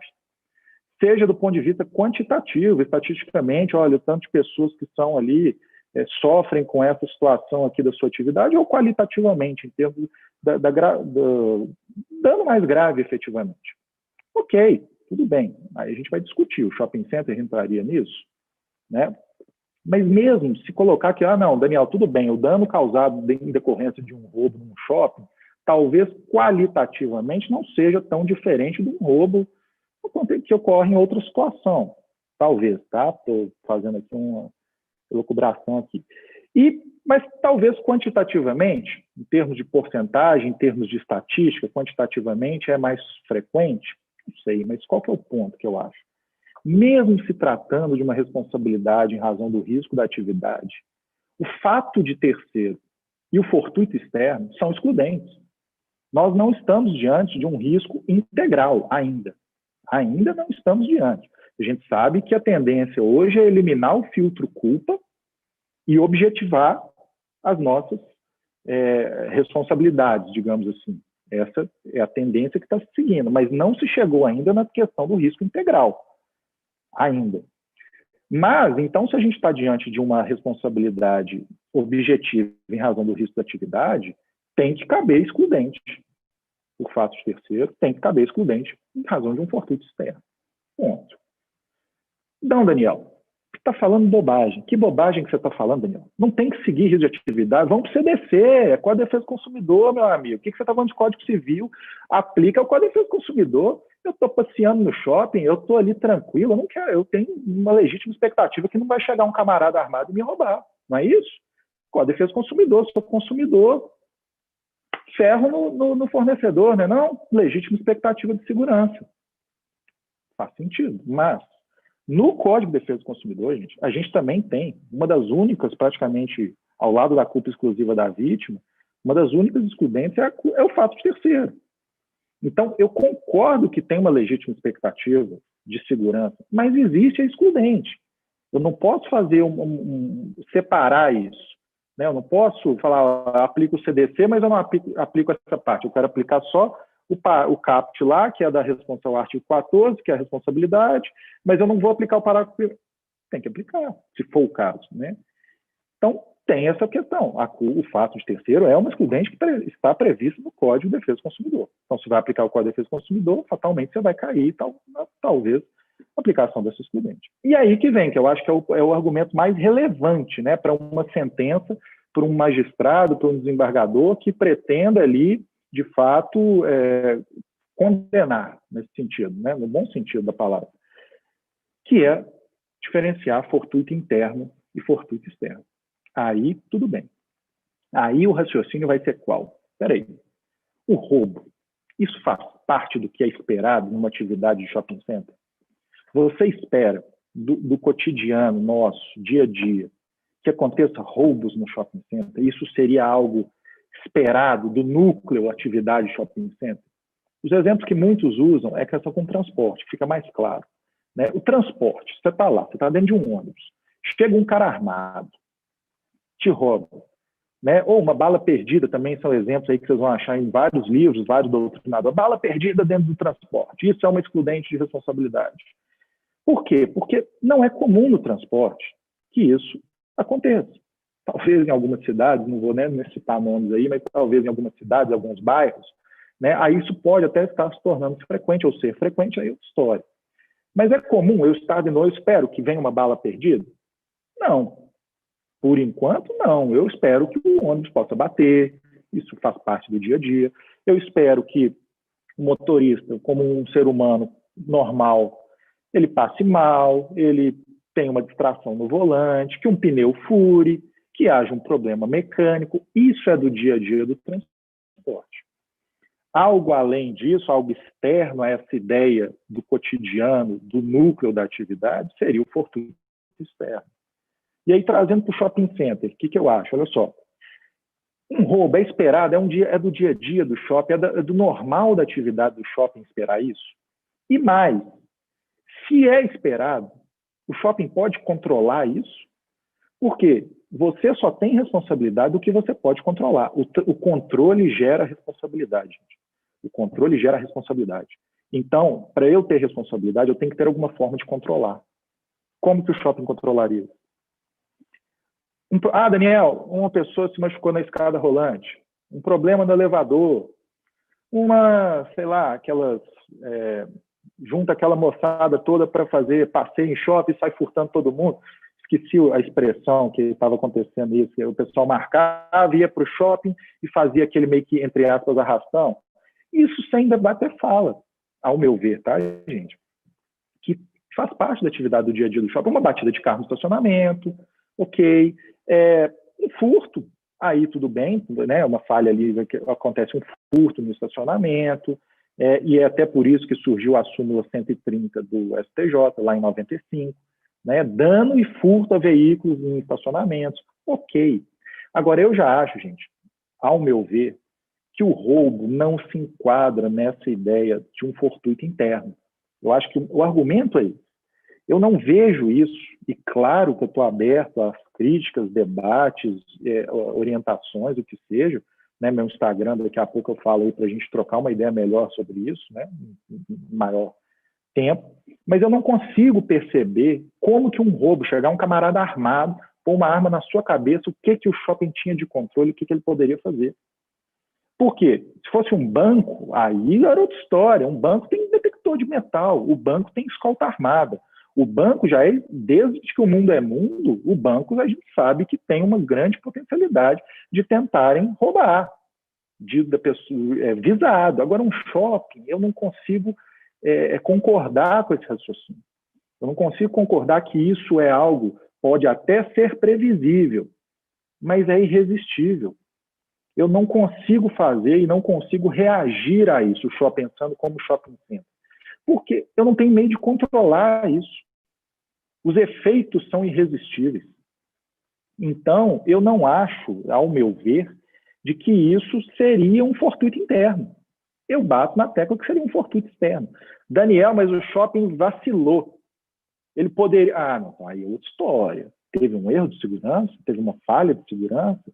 Nesse caso, por exemplo, do massacre lá do shopping Morumbi, salvo engano, lá em São Paulo, a ministra Nancy, ela coloca no voto dela, ela chama atenção, olha, gente, a gente está excluindo a responsabilidade aqui, ok, mas ficou comprovado nos autos que o rapaz que fez os disparos, que tinha um transtorno psiquiátrico, claramente, ele, antes de fazer os disparos, ele já tinha, acho que a arma tinha disparado acidentalmente no banheiro, e que os seguranças foram no banheiro, abordaram ele e liberaram ele. Aí é outra história. Beleza, os seguranças foram lá, abordaram o camarada, liberaram, ele foi e praticou o ato na sala de cinema. Aí tudo bem, eu até concordo, poxa. Mas, fora isso, chega um cara armado, paletó, blusa social, bacana, chega lá, põe a arma na cabeça do outro cara. O que o shopping pode fazer? Isso é normal? Você espera isso do cotidiano do shopping center? Não. Ao meu ver, não. Não estamos diante de um risco integral ainda. Então, isso, ao meu ver, é uma excludente. É um fato externo, é um fato estranho à atividade. E que isso deveria seguir, aí eu sou meio que, entre aspas, voto vencido, né? Porque a maioria dos entendimentos aí não são nesse sentido. Mas eu acho que a gente devia refletir mais sobre isso. Vai pôr detector de metal na porta do shopping? Olha o rebuliço que isso vai causar. Se um segurança, então eu vou chamar o segurança e vou orientar ele a trocar tiro com um camarada, o cara está armado, mete bala nele? Não faz sentido. Aí o segurança toma um tiro, o direito do trabalho, vai vir igual a foice, arrebentando. não é razoável, ao meu ver. Né? Ao meu ver. Claro que dava para a gente abordar muitos outros assuntos e pormenores nessa situação, mas eu acho que a gente precisa refletir mais sobre essa questão, principalmente nessa questão, é interno, é externo, risco da atividade, porque se você pegar as decisões, vai ter uma salada mista com esses fundamentos, e muitas vezes nem explicam direito isso. É isso, senhoras e senhores, agradeço aqui o momento, tentei ser o mais objetivo possível dentro do nosso tempo e tema. Mais uma vez, obrigado a todos. Gostaria de pedir que vocês, se possível, me adicionem lá no Instagram, @dan.reno, RE2Ns de nariz O. Eu acho que, com críticas, considerações, eu acho muito importante isso para estar sempre melhorando, sempre aprimorando, que é o mais importante, ao meu ver. Não quero convencer ninguém disso, quero refletir e talvez mudar de entendimento. Beleza? Muito obrigado a todos. Agradeço a oportunidade novamente. Um abraço. Nos vemos na próxima. Tchau, tchau. Agradecemos ao doutor Daniel Renó pelas provocações e excelente exposição. Muito obrigado, doutor. A próxima palestrante é a doutora Ana Jéssica Soares Viana, que é advogada, pós-graduada em Direito Penal e Processo Penal, pós-graduada em Advocacia Contratual e Responsabilidade Civil, membro da Comissão de Responsabilidade Civil da OAB-MG. A doutora Ana Jéssica Soares Viana proferirá a palestra com o tema Responsabilidade Civil por Abandono Afetivo. Com a palavra, doutora. Bom dia a todos e a todas. Cumprimento, primeiramente, o Alan. Agradeço a professora Luciana Berlini, presidente da Comissão de Responsabilidade Civil da OAB de Minas Gerais, pelo convite. Cumprimento os demais palestrantes e agradeço a todos os presentes. Hoje, meu objetivo aqui é tratar um pouquinho sobre a incidência da responsabilidade civil no direito das famílias, mais especificamente no que se refere ao abandono afetivo. Sabe-se que há uma discussão, tanto na doutrina, tanto na jurisprudência, acerca da aplicação da responsabilidade civil, motivada substancialmente pelas mudanças acarretadas, pelos paradigmas expostos, né, pelos novos paradigmas advindos com o texto constitucional, que foram muito marcantes e muito contundentes, tanto na seara do direito das famílias, quanto na responsabilidade civil. Inicialmente, a responsabilidade civil, ela advém do direito obrigacional. Então, houve muita resistência de parcela da doutrina e também da jurisprudência no que se refere à aplicação dos danos extrapatrimoniais. Tanto é que o primeiro julgado que reconheceu a possibilidade de danos extrapatrimoniais que se deu no STF foi em 1966, ou seja, essa possibilidade é muito recente. E essa discussão sobre a indenização dos danos imateriais, ela só foi sepultada com o advento da Constituição de 88, em que trouxe de forma expressa a possibilidade de indenização para os danos existenciais. E é dentro dessa perspectiva que se faz necessário refletir sobre os novos temas e os novos danos da responsabilidade civil, suas fronteiras de aplicação e principalmente no que se refere ao direito das famílias. Para tanto, precisa tratar um pouco sobre a dignidade da pessoa humana dentro da seara das famílias. O artigo 1º da Constituição Federal elencou a dignidade como fundamento da República. Ou seja, a dignidade agora, ela passa a ser um eixo axiológico e valorativo de todo o ordenamento jurídico brasileiro. É o que se chama de repersonalização do direito privado. É a colocação da pessoa como centro de apreensão de todo o direito. A elevação da dignidade, ela coloca a pessoa como o centro de preocupação e de apreensão. Então, se possibilita um argumento a mais, que se possibilita a utilização da responsabilidade civil no que se refere aos danos existenciais. E a família é o centro, é um locus privilegiado de tutela da pessoa humana. Para se ter uma ideia, a Constituição Federal, ela dispõe sobre a dignidade 4 vezes em seu texto. E dessas 4 vezes, 3 estão nos artigos referentes à proteção à família, entre os artigos 226 e 230 da Constituição Federal.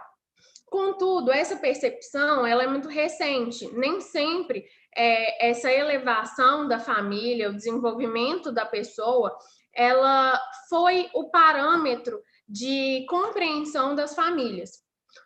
No Código Civil de 1916, a família ela era extremamente patriarcal e hierarquizada. E aí a Constituição ela veio trazer essa nova roupagem, incluindo valores, incluindo princípios, como, por exemplo, o princípio da solidariedade, da dignidade e da igualdade. Não é possível mais se falar em filhos ilegítimos, em filhos bastardos. Não é possível se realizar uma distinção entre as filiações para fins sucessórios. E essa solidariedade que trouxe a Constituição para dentro do direito das famílias, se possibilita debater a ideia do abandono afetivo com a constitucionalização do direito civil.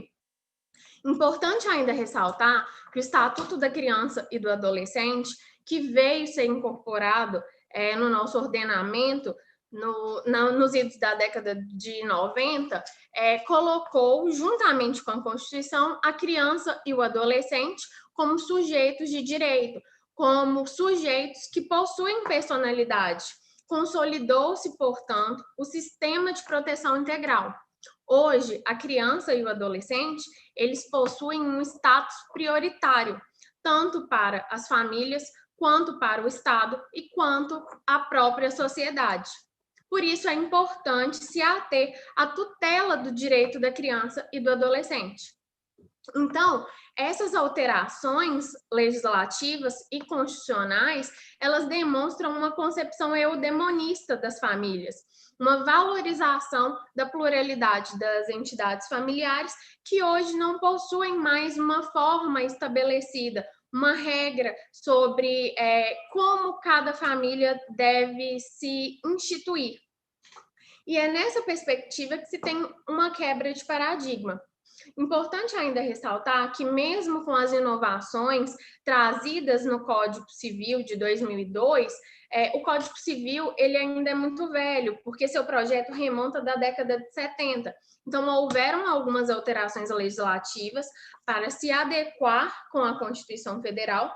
Contudo, o Código Civil deixou algumas lacunas que poderiam ser utilizadas hoje com essa incidência, né, com as famílias de uma forma fugaz, mais aberta, plural e democrática que se tem hoje.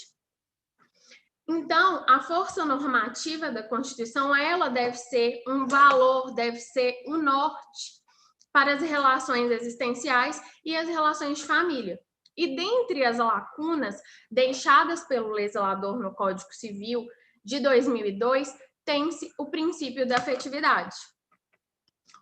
Tal princípio ele já era reconhecido tanto pela doutrina quanto pela jurisprudência ainda sobre a égide do Código Civil de 16. Então, mesmo sendo omisso o legislador no que se refere à afetividade, tem-se posteriormente a utilização da afetividade como requisito de diversas entidades familiares.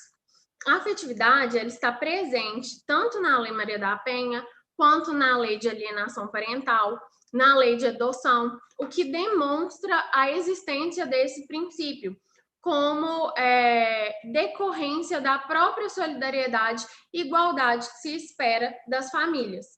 O princípio da afetividade também materializa a convivência familiar e a igualdade entre os filhos. Necessário se faz ainda discutir um pouco sobre a natureza jurídica, né? Falei aqui que a afetividade seria um princípio, contudo, tal posicionamento não apesar de grande parte da doutrina compreender a afetividade como princípio jurídico, não é um posicionamento aceito por todos os doutrinadores.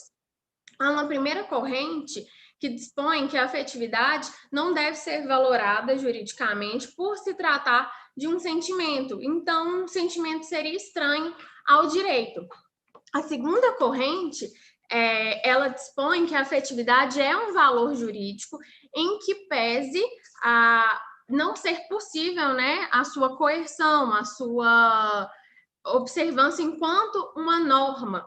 Não há um caráter normativo, valorativo, a afetividade ela não poderia ser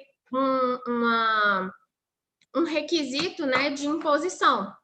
Contudo, a afetividade seria um vetor de orientação no que se refere ao direito das famílias. A terceira corrente dispõe que a afetividade ela é um princípio jurídico, é um dever jurídico que se ancora na Constituição das famílias, que se confunde com os próprios elementos. Por quê? Porque a família hoje ela é uma comunhão plena de afeto.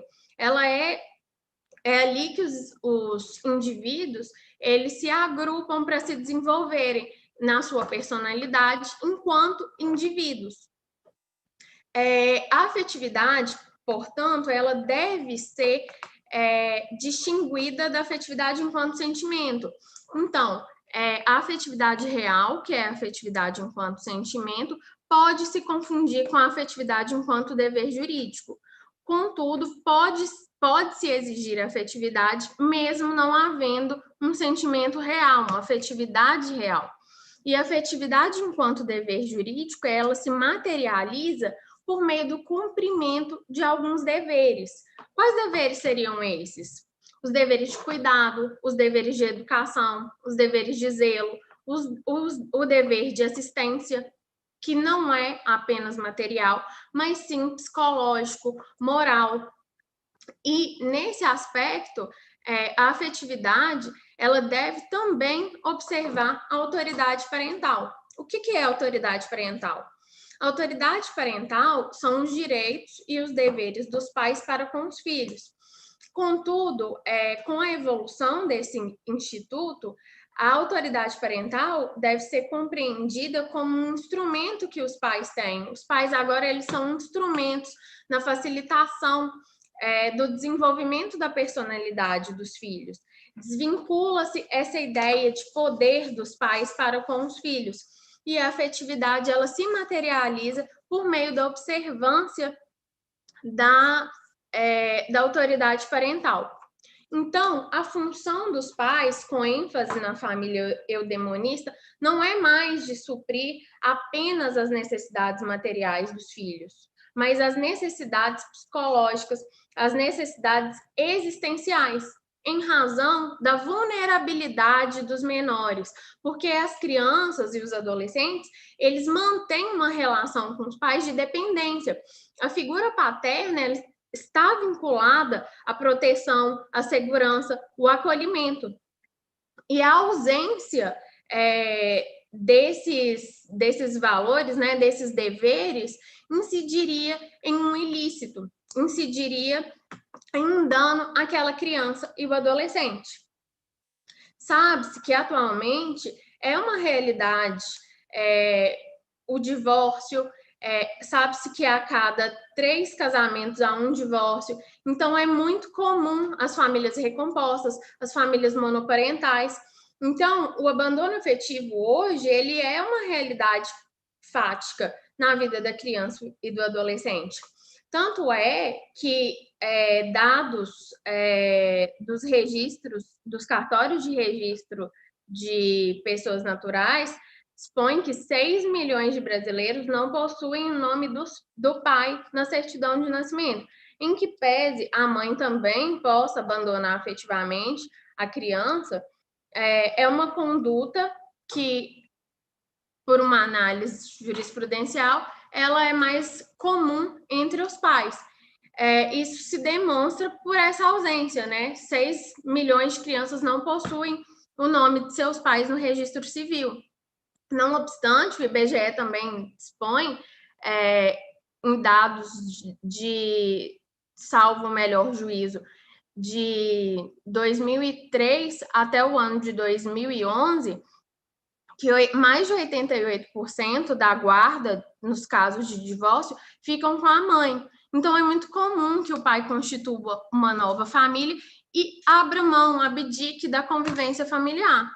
Contudo, a convivência familiar, a afetividade, o dever de cuidado está determinado tanto no texto constitucional quanto em outros dispositivos legais. E essa violação desses deveres legais deve possibilitar a incidência da responsabilidade civil. A responsabilidade civil, ela está ancorada na aplicação de medidas vinculantes que acarretam na obrigação de reparar o dano em razão do ilícito praticado, pela inteligência da conjugação dos artigos 186 e 927, ambos do Código Civil.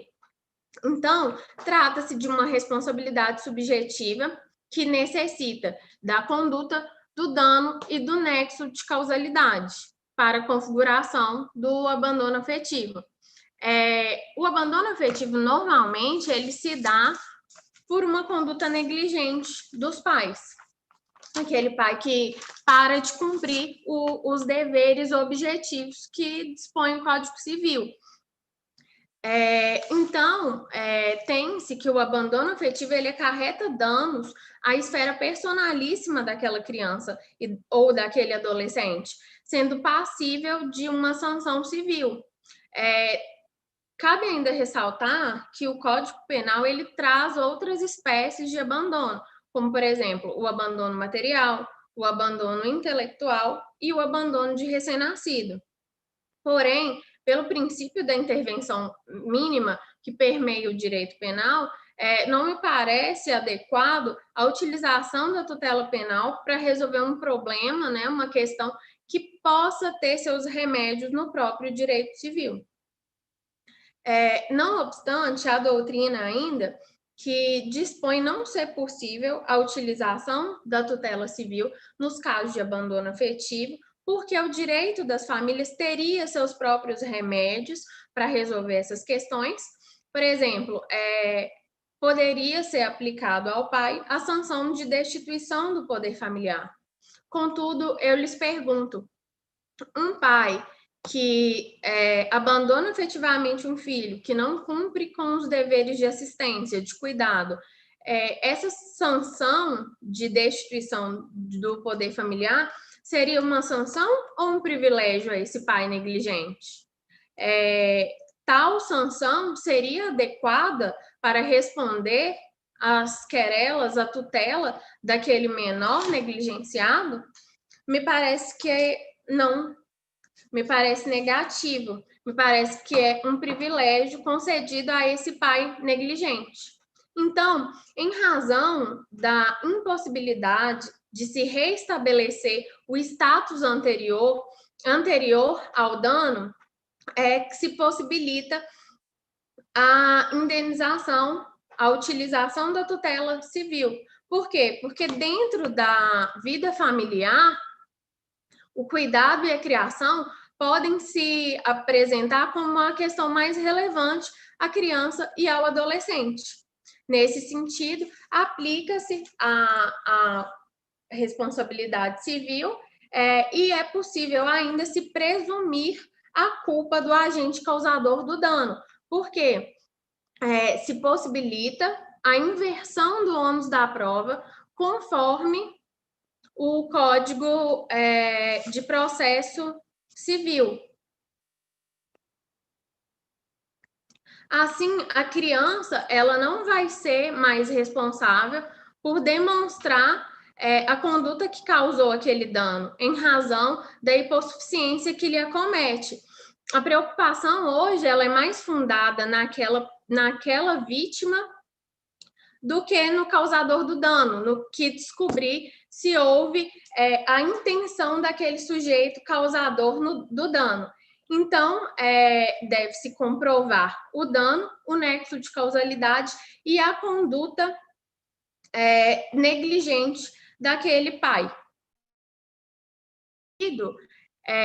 o STJ já decidiu pela possibilidade de aplicação da responsabilidade civil, em que pese, no ano de 2005, ter decidido, por meio de embargos de divergência, que não seria possível a aplicação da responsabilidade civil. Já, posteriormente, no ano de 2012, pelo voto famoso da ministra Nancy Andrighi, permitiu-se a aplicação da responsabilidade civil em casos gravíssimos. Por isso, é necessária essa inversão do ônus da prova, para que aquela criança e adolescente que já foi negligenciado tenha a salvo os seus direitos, a sua tutela civil. Em razão do tempo, eu vou finalizar a minha exposição, concluindo pela possibilidade da incidência da responsabilidade civil, tanto nas relações de família, quanto nos casos de abandono afetivo. Agradeço mais uma vez, me coloco à disposição para eventuais dúvidas, para eventuais questionamentos, para debates, e agradeço a todos e a todas pela atenção. Agradecemos a doutora Ana Jéssica Soares Viana pela excelente exposição e contribuição. Muito obrigado, doutora. Fazendo, então, o encerramento desse primeiro turno de apresentações, temos como palestrante a nossa presidente, doutora Luciana Bernini, que é pós-doutora em Direito das Relações Sociais pela Universidade Federal do Paraná, doutora e mestre em Direito Privado pela PUC Minas, presidente da Comissão de Responsabilidade Civil da OAB-MG. A doutora Luciana Bernini proferirá a palestra com o tema Advocacia e Responsabilidade Civil. Com a palavra, presidente. Bom dia a todos e todas. É para nós uma grande alegria, né, realizar esse congresso. Nós da comissão ficamos muito felizes e exatamente por isso eu reitero as considerações que foram feitas pela doutora Aline França, pelo Alain. Cumprimento todas as pessoas que estão nos assistindo e parabenizo, né, os palestrantes e a palestrante que me antecedeu pelo brilhantismo das exposições. Espero não baixar o nível nesse momento. Não poderia deixar de agradecer também e registrar a audiência aí do José Osmar. Obrigada pela audiência aí. E a vocês que estão nos assistindo, a minha incumbência hoje aqui é tratar da responsabilidade civil e da advocacia. E essa é uma temática que eu vou apresentar para vocês dividida em duas partes. Na primeira, nós vamos falar sobre a responsabilidade civil do advogado e depois passaremos a possibilidade de responsabilização civil promovida pelo advogado sempre que for vítima, né, de algum dano na seara civil em razão do exercício da sua profissão. Nós sabemos da importância relacionada à responsabilidade civil, nós precisamos debater e discutir isso, e essa é uma preocupação da Comissão de Responsabilidade Civil. Portanto, a gente tenta levar aí o conhecimento da responsabilidade civil, dos temas mais atuais, mais relevantes, inclusive os que afetam o próprio exercício da advocacia, para que os nossos colegas e colegas possam atuar de forma mais livre, de forma mais segura, conhecendo aí as últimas novidades e o entendimento jurisprudencial a respeito da matéria. Para a gente iniciar, portanto, quando a gente pensa nessa responsabilidade civil do advogado, nós precisamos lembrar que se trata de uma responsabilidade contratual. E dentro dessa responsabilidade contratual, a responsabilidade ela é subjetiva. Se trata de uma responsabilidade subjetiva, nós estamos a afirmar que essa responsabilidade ela precisa demonstrar a culpa. Nós precisamos dessa ação ou omissão negligente, imprudente ou imperita para responsabilizar o profissional da advocacia. Esse requisito, essa perquisição de culpa, ela precisa estar associada, por óbvio, a um dano e a um nexo de causalidade. Nexo de causalidade esse que vai estabelecer esse liame subjetivo, essa ligação entre o elemento anímico e o dano que foi causado. Nesse sentido, né, essa afirmação de que se trata de uma responsabilidade subjetiva, ela advém justamente do Código de Defesa do Consumidor, mais especificamente no artigo 14, em que há um dispositivo que determina que a responsabilidade civil dos profissionais liberais, ela é uma responsabilidade subjetiva. No entanto, embora decorra daí, né, o fundamento jurídico para a afirmação de que se trata de uma responsabilidade subjetiva, nós precisamos afirmar aqui que a relação estabelecida entre o advogado e o cliente não é uma relação de consumo. Isso não é pacífico na doutrina, tá? Já adianto aqui, mas eu vou concordar com a doutrina do Nelson Rosenwald de que há sim fundamentos para que a gente afirme a possibilidade de configuração dessa relação como uma relação de consumo.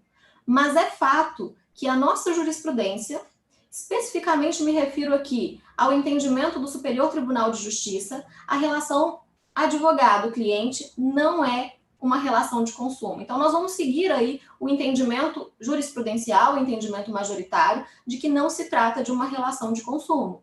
O que significa dizer que nós não teremos a incidência dessas normas do Código de Defesa do Consumidor, e especialmente me refiro à questão da competência determinada pelo domicílio do consumidor, por exemplo, a questão da inversão do ônus da prova, a questão relacionada aos aspectos hermenêuticos e protetivos relacionados a um contrato de adesão. Então, essa não incidência vai afastar aí uma série de normas que seriam mais protetivas, digamos assim, para o cliente. Mas também não podemos afirmar que nessa relação advogado-cliente nós não tenhamos situações em que o cliente é a parte hipossuficiente, principalmente quando nos referimos a uma hipossuficiência técnica, porque falta muitas vezes para o cliente o conhecimento técnico que vai deter aí o advogado.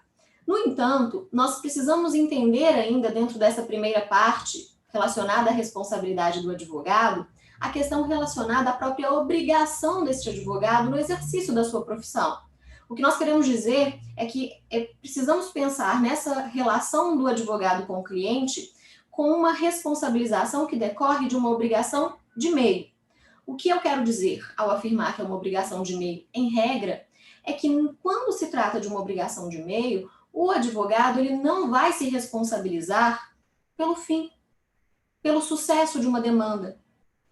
Quando a obrigação é de meio, o ônus da prova é de quem alega, de acordo com o nosso sistema processual civil. E nesse aspecto, o advogado ele vai se responsabilizar por aplicar a melhor técnica, para defender da melhor forma o seu cliente, para ser diligente. Nesse sentido, o advogado ele não vai ser responsabilizado, por exemplo, pelo insucesso de uma demanda. Esse, inclusive, já foi objeto de algumas decisões, né, tanto no Tribunal de Minas e até mesmo no STJ, e o entendimento que prepondera é que o advogado não é responsabilizado pelo insucesso de uma causa. Ainda bem, não é verdade? No entanto, nós precisamos ressaltar aqui que esse advogado poderá sim ser responsabilizado se o insucesso dessa demanda for ocasionado por uma ação culposa sua ou uma omissão culposa. E aí eu me refiro à negligência, à imprudência ou à própria imperícia nessa condução. Dentro dessa perspectiva, como nós falamos que a obrigação do advogado é, em regra, uma obrigação de meio, há exceções. Em algumas hipóteses, o advogado ele vai responder dentro de uma obrigação de resultado. Mas, Luciana, quando é que nós teremos essas situações excepcionais? Quando é que nós podemos falar aí da obrigação do advogado como uma obrigação de resultado? Nas hipóteses, por exemplo, em que o advogado ele é contratado para elaborar um parecer ou para elaborar um contrato. E nesse caso, nós precisamos entender que essa obrigação é de resultado no que se refere à entrega do parecer, à entrega do contrato, e não ao conteúdo do parecer, e não ao conteúdo do contrato. Nesse sentido, quando a gente afirma que a obrigação ela é de resultado pela entrega deste documento, nós estamos a afirmar que haverá uma inversão do ônus da prova. Ou seja, não será o cliente que vai precisar produzir a prova de que o advogado não entregou, até porque seria uma prova dificílima por se tratar de uma prova negativa. Então, o cliente ele vai tentar responsabilizar o advogado afirmando que não recebeu o contrato, não recebeu o parecer contratado, e nesse sentido, incumbe ao advogado provar que fez a entrega. No entanto, em relação ao conteúdo desse contrato, em relação ao conteúdo desse parecer, a obrigação ela é de meio, segue a regra geral. De modo que, se, por exemplo, o cliente ficar insatisfeito com o conteúdo daquele contrato, insatisfeito com o conteúdo daquele parecer, esse cliente não poderá responsabilizar o advogado. E se, eventualmente, tentar responsabilizá-lo, é o próprio cliente que vai ter que produzir essa prova de que aquele parecer, por exemplo, tem um erro grosseiro, ou que naquele parecer o advogado agiu de má fé. E esse meu fundamento é trazido em razão de uma decisão do Superior Tribunal de Justiça, que já decidiu nesse sentido, que a obrigação do advogado parecerista, a responsabilização desse advogado parecerista só ocorrerá nas situações em que se provar a culpa do advogado, demonstrando que houve naquele parecer a má-fé ou um erro grosseiro. Nesse sentido, quando a gente pensa nessa responsabilidade do advogado, nós fazemos essa subdivisão, lembrando que a regra é a obrigação de meio e a exceção é a obrigação de resultado. Uma situação ainda que nós precisamos levantar e que decorre de uma previsão constitucional é que o artigo 133 da Constituição, ele fala que o advogado ele é indispensável à administração da justiça e é inviolável a sua manifestação nesse exercício profissional. Mas veja bem, nós já sabemos que, mesmo em relação a direitos fundamentais, nós não podemos afirmar que esses direitos sejam absolutos. Nós não temos, e o próprio dispositivo, o artigo 133, ele é bastante claro, porque lá no finalzinho ele vai fazer uma referência ao dispositivo e ao conteúdo do seu dispositivo, mas que esteja de acordo com a forma da lei. O que significa dizer que há limites, que nós não estamos diante de um direito absoluto. E o que eu quero dizer com isso? Que o advogado, ele goza dessa imunidade na sua atuação profissional, por exemplo, quando se manifesta em defesa do seu cliente, quando se insurge contra um parecer ministerial, quando discorda de uma decisão, né, do magistrado, quando afronta, de certa forma, nos aspectos técnicos, um colega advogado. No entanto, nós precisamos de um limite para isso, nós precisamos entender esses limites. Porque quando o advogado age na defesa do seu cliente em conformidade com a lei, e aqui me refiro também ao Estatuto da OAB, nós estamos dentro dos limites legais e constitucionais. O advogado vai agir no exercício regular de um direito. Mas no contraponto do exercício regular de um direito, nós vamos encontrar justamente o abuso de direito. Então, o limite está justamente aí. Esse advogado ele não pode extrapolar, porque senão ele vai cometer um ato ilícito na modalidade abuso de direito. E com isso ele chama para ele essa responsabilização civil. Tanto é assim que nós temos decisão também do STJ em que um advogado, ele ofendeu, né, uma magistrada na frente dos funcionários do cartório, e essas ofensas nada tinham a ver com a manifestação técnica, nada tinham a ver com a defesa do cliente, motivo pelo qual ele foi responsabilizado, considerou-se, né, o ato ilícito, e ele foi responsabilizado por ter voluntariamente, gratuitamente e em desconformidade com a Constituição e com a legislação, ofendido a magistrada. Então, ele foi responsabilizado civilmente nessa hipótese. E aqui a gente chama a atenção, né, para que o advogado ele atue, né, com consciência, com bom senso, justamente para que ele não atinja aí as normas, tanto do Estatuto da OAB, quanto do próprio Código Civil. E essa é uma preocupação que a gente precisa ter para que o advogado justamente consiga atuar de forma mais livre e mais segura. Uma outra situação, né, envolvendo a atuação do advogado que pode gerar responsabilização se refere ao subestabelecimento. Quando a gente pensa no subestabelecimento, a regra é que o advogado subestabelecente ele não responde pelos atos praticados pelo advogado subestabelecido. Nesse sentido, nós teremos apenas excepcionalmente a possibilidade de responsabilizar esse advogado subestabelecente que colheu o consentimento do seu cliente para o subestabelecimento nas hipóteses em que a gente trata de culpa in eligendo. O que significa isso? Quando, ainda que com a autorização do cliente, o advogado ele subestabelece, mas ele escolhe mal o subestabelecido, e aqui eu quero dizer escolhe mal, porque escolhe alguém que, por exemplo, está com a OAB suspensa ou que sequer tem OAB, ele vai responder em razão de ter escolhido mal, culpa in eligendo, em razão de ter subestabelecido de forma descuidada, de forma culposa, de forma negligente.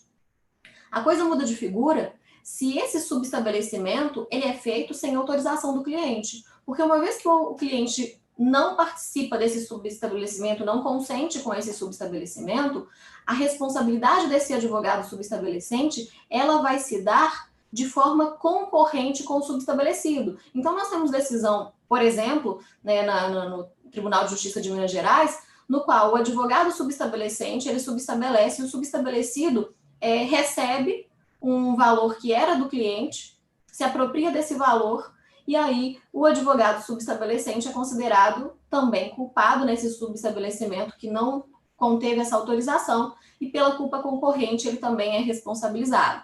Então, nesse sentido, nós precisamos ser cautelosos e cuidadosos também nas situações de subestabelecimento. E aí, dentro ainda dessa responsabilidade civil do advogado, a gente não pode deixar de mencionar a aplicação da teoria da perda de uma chance. Por quê? Porque quando a gente pensa na teoria da perda de uma chance, e é uma teoria, de certa forma, recente, mas que vem ganhando muita força também na relação advogado-cliente, nós precisamos pensar que a responsabilização civil que decorre da teoria da perda de uma chance, ela se baseia nas situações em que há um desrespeito a uma chance legítima, a uma real possibilidade, a uma séria probabilidade de uma vantagem real. E, nesse sentido, autoriza-se essa indenização com base na teoria da perda de uma chance. Quando a gente aplica essa teoria na relação advogado-cliente, o que nós vamos observar? Eu vou utilizar aqui 2 casos para ilustrar, né, essa incidência, porque eu acho que será mais esclarecedor. E o primeiro caso é de 2013, em que o STJ teve que enfrentar uma demanda na qual uma cliente aprovada num concurso público, ela contratou um advogado para impetrar um mandado de segurança para que conseguisse ser nomeada. O advogado, ele impetrou o mandado de segurança fora do prazo. E não apenas fora do prazo, mas sem instruir com os documentos necessários, os documentos que seriam hábeis aí ao mandado de segurança. O que o STJ entendeu? Que esse advogado, em razão da sua omissão e da sua conduta culposa, promoveu aí a perda de uma chance dessa cliente de ser nomeada. E era uma chance real, era uma chance legítima, era uma chance séria. E aí ele foi condenado a pagar danos morais para a sua cliente em razão da teoria da perda de uma chance. Nesse sentido, nós temos ainda uma outra decisão do próprio STJ em sentido contrário, pela não aplicação da teoria da perda de uma chance. E nessa situação, o que houve foi, não se aplicou a teoria da perda de uma chance, porque embora o advogado tenha perdido o prazo de um recurso, a situação julgada na primeira instância se baseou na ausência de uma prova. Tratava-se de um processo, né, uma demanda previdenciária, na qual se pleiteava uma incapacidade, uma invalidez para fins de aposentadoria, e nesse sentido, a prova produzida ela não foi suficiente para caracterizar a incapacidade, e não foi suficiente porque o laudo pericial foi nesse sentido. E no momento em que esse advogado ele perde o prazo, a cliente promove essa ação contra ele com fundamento na teoria da perda de uma chance, mas o tribunal entendeu que não caberia a teoria da perda de uma chance, porque não foi a perda do prazo recursal que ocasionou a perda de uma chance. Foi, na verdade, a ausência da prova que foi feita lá na primeira instância, que demonstrou que não havia uma situação de incapacidade capaz de gerar o sucesso na demanda. E por esse motivo, o advogado ele não foi responsabilizado. Em razão do nosso tempo, eu vou passar então para a segunda fase, né, a segunda etapa aqui da nossa exposição, de forma bastante breve, para também não ultrapassar o prazo. E a segunda fase se refere justamente às hipóteses em que é o advogado que é vítima de um dano no exercício da sua profissão. Eu começo com um caso aqui pertinho da gente, embora tenha gente do Brasil inteiro nos assistindo, e a gente agradece essa audiência, que ocorreu em Contagem, em que um advogado, participante de um grupo de WhatsApp, com 24 membros, ele foi ofendido como advogado porta de cadeia. E aí o Juizado Especial de Contagem foi provocado a se manifestar e condenou o ofensor do grupo do WhatsApp a pagar uma indenização no valor de R$2.000. Em sentido parecido, nós tivemos no Paraná um empresário que, em uma entrevista numa rádio local, ele se manifestou e nessa manifestação ele fez referência a um advogado que contra ele demandava como sendo um advogado de merda, desculpem a expressão, mas foi essa a expressão. E, em primeira instância, né, na Justiça Paranaense, ele foi condenado, esse empresário foi condenado a pagar para o advogado a importância de R$15 mil. Importância essa que foi confirmada em sede recursal pelo Tribunal de Justiça do Paraná. De forma diferente, né, mas ainda pensando aí no advogado como vítima, nós temos uma situação em que, no Distrito Federal, um advogado teve o seu cadastro no PJE indeferido pelo magistrado. Então, ele regularmente se habilitou como patrono e o magistrado indeferiu. De forma indevida foi o indeferimento e ele responsabilizou o magistrado pelo indeferimento indevido e irregular e conseguiu uma indenização no valor de R$ 7.500 por não ter sido devidamente cadastrado no PJE. Então, nós temos aí a possibilidade de responsabilização tanto de cliente quanto de terceiros, quanto, muitas vezes, de um magistrado, de um promotor, que também não podem ofender, que também não podem atuar de maneira contrária ao que determina a legislação. E temos também uma situação um pouco mais grave, e aí eu já vou finalizar, em que nós tivemos um caso de um advogado que foi assassinado durante uma audiência, era uma audiência de divórcio, e aí o marido da cliente do advogado, né, infelizmente, atacou tanto a cliente quanto o advogado não sobreviveu, e a família do advogado conseguiu uma indenização aí no valor de R$ 70 mil, só que essa indenização ela foi paga pelo Estado, pelo poder público, tendo em vista se tratar de uma responsabilidade estatal dentro da noção de responsabilidade objetiva. Então, com isso, rapidamente, sucintamente, eu gostaria de apresentar para vocês alguns temas relacionados à responsabilidade civil dentro dessa atuação da advocacia, tanto a favor do advogado, quanto as possibilidades que poderiam ser aplicadas contra o advogado, para que a gente não caia nesses erros, não caia nesse tipo de responsabilização.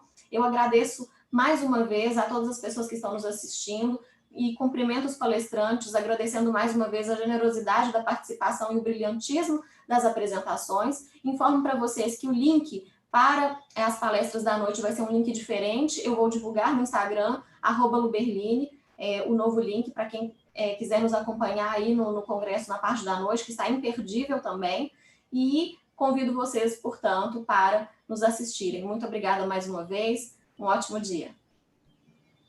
Agradecemos à nossa presidente, doutora Luciana Bernini, pela brilhante exposição de fundamental importância para a nossa classe. Muito obrigado, doutora.